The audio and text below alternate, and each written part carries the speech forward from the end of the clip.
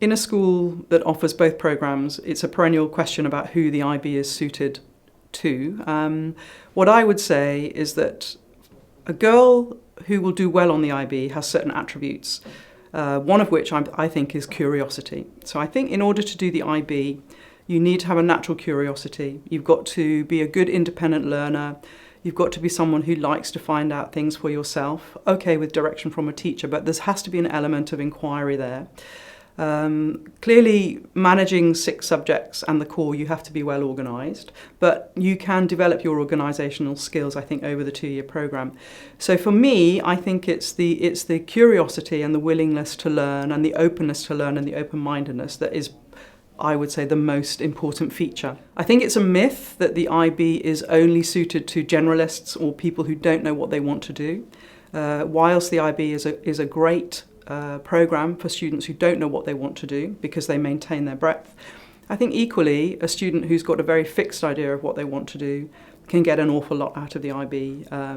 So for example, if you are fortunate enough at the age of 15 or 16 to know that you want to be a doctor or an astrophysicist or whatever it is, the IB allows you to specialise through your higher levels, but at the same time it allows you to maintain your breadth.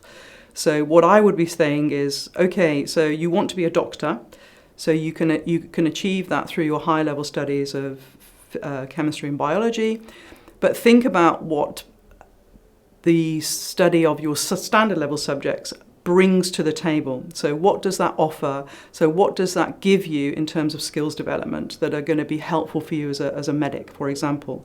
And that's the beauty of the IB. So you can still specialise in your sciences, but you still have to write an essay, and you still have to do a critical thinking course, and you still have to maintain a foreign language, and you have to do service.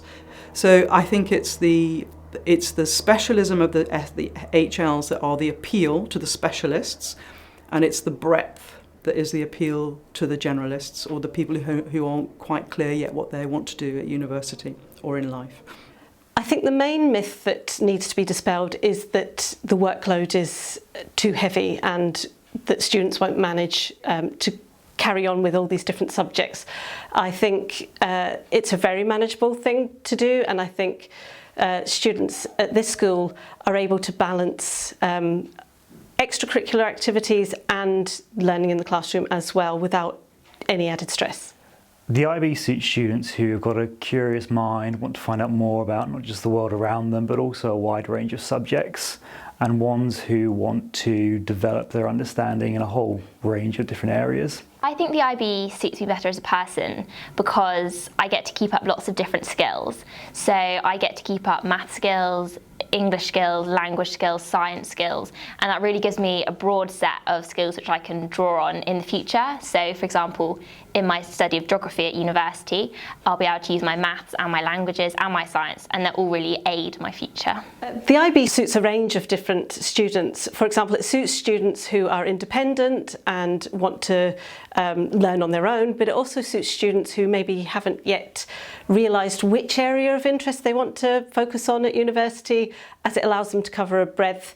It also suits students who are balanced and don't have one area of specialism, and allowing them to continue with a number of subjects. The IB suits me better as a person because all throughout school I've tried to find the connections between my subjects, and with the IB, luckily you're forced to do that. So for me that's a really natural thing that comes in handy, especially with the theory of knowledge.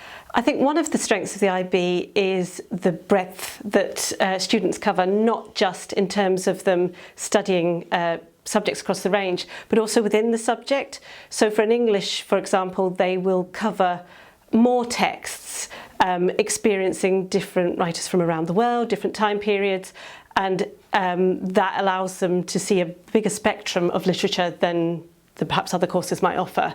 I think another key strength of the IB is the independence it fosters, because you as a teacher introduce topics and then the students are encouraged to go off and do the researching and fine-tuning of their learning on their own.